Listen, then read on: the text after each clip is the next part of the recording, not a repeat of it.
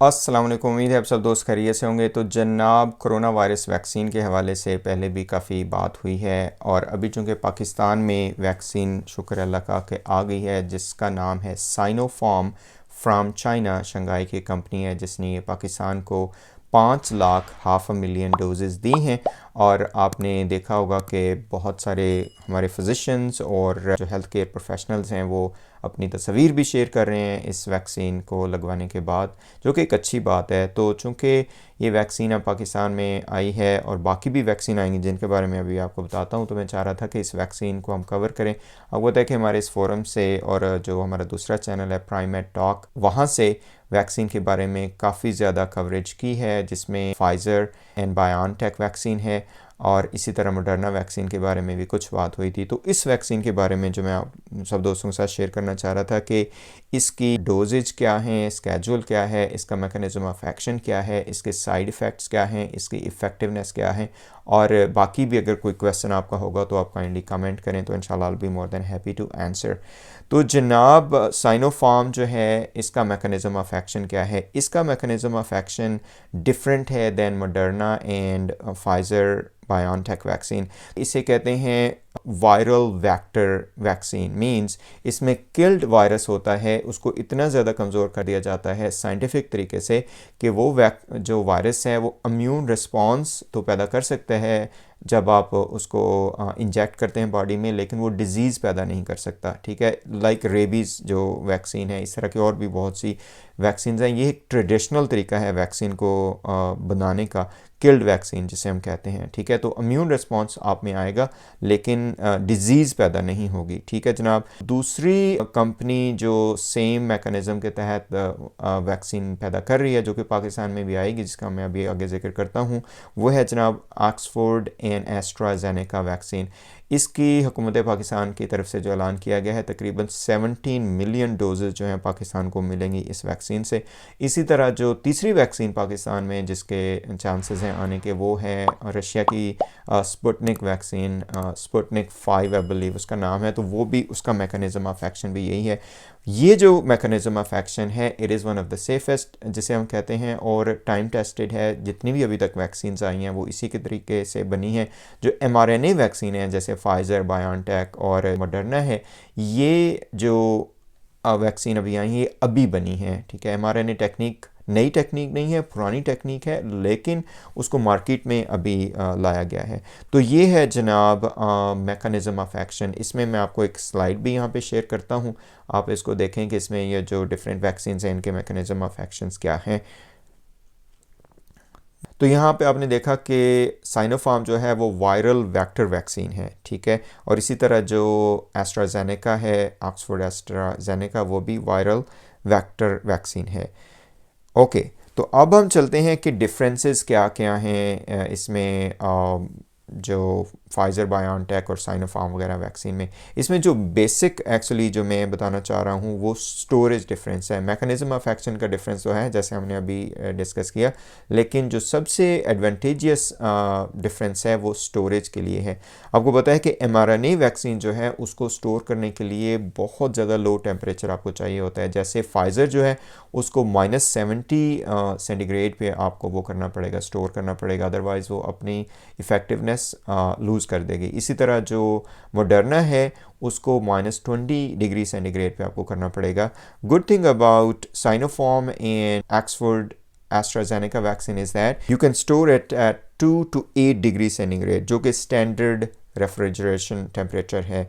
और इसका फ़ायदा क्या होगा? इसका फ़ायदा ये कि आपको पता है वैक्सीन को इधर उधर लेके जाने के लिए या ट्रांसपोर्ट करने के लिए एक बहुत ही इंपॉर्टेंट कॉन्सेप्ट है जिसे हम कहते हैं कोल्ड चेन कॉन्सेप्ट। वो जो कोल्ड चेन है वो आपको मेंटेन करनी होती है, तो इस वजह से ये बहुत ज़रूरी है। और पाकिस्तान चूँकि इट्स गर्म मौसम है वहाँ पे, और इसी तरह जो सब कॉन्टिनेंट वैसे सारा ही वहाँ पे गर्म मौसम है, तो वहाँ पे ये बहुत इंपॉर्टेंट है इस तरह की प्रिपरेशन को लेना। मिडल ईस्ट में भी ऐसा ही है, क्योंकि आपको पता है कि -70 डिग्री जो मेंटेन करना, I mean it's very tough.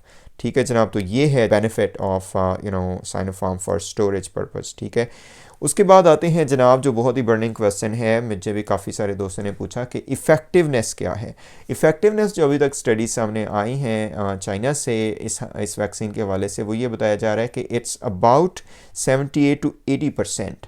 ठीक है, जो फाइज़र बायोनटेक और mRNA वैक्सीन हैं उनको 95% इफ़ेक्टिव कहा गया है, इसका कहा गया कि 78 to 80% है। यूएई में इंटरेस्टिंगली एक स्टडी सामने आई है जिसमें कहा गया है कि ये जो वैक्सीन है 86% जो है ना इसकी इफेक्टिवनेस है। इसके ऊपर थोड़ा सा बात हो रही है, चाइनीज़ अथॉरिटीज़ उसको देख रही हैं कि यूएई में इफेक्टिवनेस क्यों ज़्यादा आ गई है, बहरहाल कोई पता नहीं है। तो ये आगे इफेक्टिवनेस के बाद अब आते हैं साइड इफ़ेक्ट्स क्या क्या हैं। तो साइड इफ़ेक्ट्स में जो भी वैक्सीन आप लेंगे, सबसे जो मेजर साइड इफ़ेक्ट वैक्सीन का होता है वो जहाँ पे आप इंजेक्शन लेते हैं वहाँ पे होता है। ठीक है जी, तो वहाँ पे रेडनेस हो सकती है, जिसे हम कहते हैं कि सोजिश हो जाती है, वहाँ पे पेन होगा, दर्द होगा आपको। ठीक है, तो वो चीज़ें हैं। वैसे मैंने इस पर एक थोड़ा सा मजाक भी बना हुआ है कि पाकिस्तान में तो हर बंदा टीका ही लगवाना चाहता है।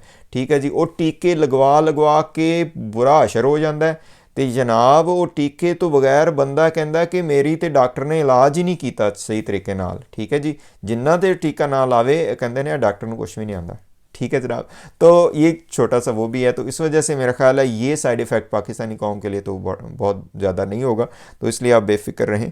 ठीक है जनाब, बाकी जो साइड इफ़ेक्ट्स हैं वो इसमें फ़ीवर हो सकता है, माइल्जिया हो सकता है, इसमें जो आप कहते हैं कि थकावट बहुत होती है, रैश हो सकता है आपको, उसके बाद फिर काफ और बाकी जो है जिसमें मतली आना, कै आना, और उसके बाद जो है लूज़ मोशन जिसे डायरिया कहते हैं वो भी हो सकता है।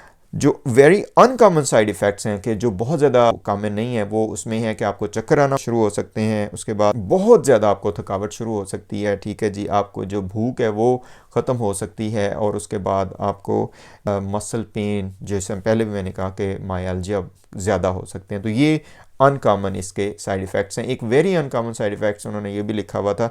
ये जो मैंने सारे साइड इफ़ेक्ट्स लिए हैं ये ताइवान की जो वेबसाइट है वहाँ पे मौजूद हैं। चाइना की जो वेबसाइट है उसमें तो चाइनी में थे चाओ में ओं में ओं पे ओं पे ओं पे ओं, तो वो मैं नहीं पढ़ सका, तो वो फिर मुझे ताइवान पे वेबसाइट पे मिल गए। ठीक है, तो अगर कोई चाओ में ओं वाला कोई बंदा दोस्त है तो वो मुझे बता सकता है, तो उसका हम अगर वो मेरी हेल्प करें तो वहाँ से भी आपके लिए वो ट्रांसलेशन करके इधर हम कर देंगे। ठीक है जनाब, तो जनाब ये थी साइनोफार्म वैक्सीन। अब आते हैं इसके स्केड्यूल की तरफ। अभी तक जो बताया गया है कि इसकी 2 डोजेस लगेगी, 2 टीके लगवाने ने, तुसी इक्को ते बाद जनाब खुश नहीं हो जाना कि बाजी कोरोना, वैसे पाकिस्तानी कौम कोरोना को सीरियस ले नहीं रही है, लेकिन इस वैक्सीन के आपने 2 टीके लगवाने हैं। ठीक है जी, तो ये है जनाब सूरत हाल। मेरा अपना ख्याल ये है कि ये वैक्सीन सेफ़ होगी, इफ़ेक्टिव होगी, इसको लगवाना चाहिए। वैक्सीन के बारे में बहुत ज़्यादा पहले भी काफ़ी मरतबा बात हुई है, कवरेज हुई है कि जनाब एक अजीब किस्म के मिथ क्रिएट किए हुए हैं कि इसमें शायद कोई चिप डाली हुई है साढ़ा दिमाग कंट्रोल करने वास्ते, ऐसी कोई मसला नहीं है। इसमें शायद कोई जनाब 5G टेक्नोलॉजी का कोई मसला है, ऐसा कोई इशू नहीं है। इसमें जी सूअर की चर्बी है, ऐसा भी कोई मसला नहीं है। तो ये सेफ़ वैक्सीन है। और देखें, आपने जो अगर आप नहीं लगवाएंगे तो फिर आपको क्या हो सकता है, आपको कोरोना वायरस हो सकता है जो कि आपको किल कर सकता है। I mean you guys have seen so many death around. हमारे अपने फ्रेंड्स के जो है ना वो इस तरह मसाइल हुए हैं। अल्लाह ताला आप सबको जो है ना अपने हिफ्ज़ मान में रखे। हमारे एक बेहतरीन टीचर जिनको जो कि मेरे लिए तो बहुत ही बड़ा लॉस था, सर मुस्तफ़ा कमाल पाशा साहब, उनकी डेथ हो गई इसी कोविड की वजह से। निश्तर में बहुत ज़्यादा लोगों की डेथ्स हुई हैं। इसी तरह हर जगह पे आप देख रहे हैं हेल्थ केयर प्रोफेशनल हर जगह पे अफेक्ट हो रहे हैं। तो ये है जनाब वैक्सीन के बारे में बात। आपके को कमेंट्स हो तो लाजमी बताइएगा, और इंशाल्लाह आप लोगों के कमेंट्स का इंतज़ार रहता है। Thank you so much for listening to me, और अपनी जो आरा से नवाजने के लिए। और इस हवाले से कोई आपका क्वेश्चन हो तो इंशाल्लाह I will be more than happy to answer. तब तक के लिए अल्लाह हाफिज़, इंशाल्लाह मिलते हैं आपसे बाद में। Thank you.